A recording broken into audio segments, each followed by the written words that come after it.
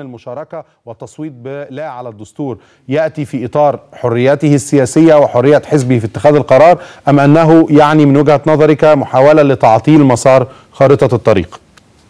هو بالتأكيد يأتي في إطار حرية أي حزب في أن يتخذ ما يراه مناسبا، وفي كل الأحوال الدعوة للمشاركة أمر إيجابي.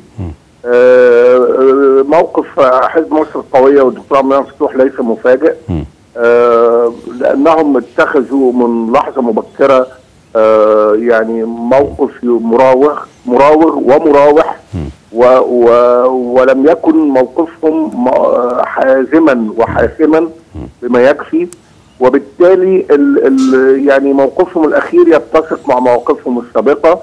يريد يعني حزب مصر القوية وعبد المنعم فتوح أن يكونوا يعني في المنتصف، في لحظة الاستقطاب فيها عالي جدا. أي حد هيكون يعني يحاول أن يكون في منتصف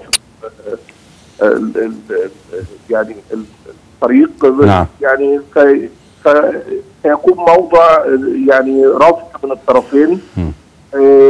لكن الحقيقة في نفس الوقت يعني المناخ العام للأسف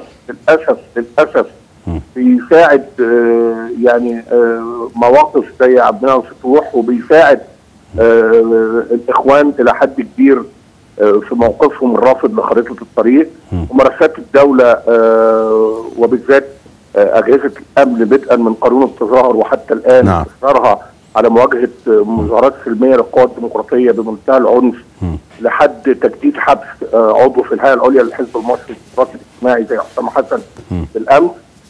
كلها ممارسات للأسف بتصب لصالح الاتجاهات الأخرى، مفهوم، الإخوان أو أصدقاء الإخوان كما أسميهم، وبتعكر الصف واللحظة، وبتعكر المناخ العام، وبتدفع الأمور دفعا في اتجاه مزيد من التعاطف مع الإخوان تحت دعوة أو بسبب هذه الممارسات الأمنية.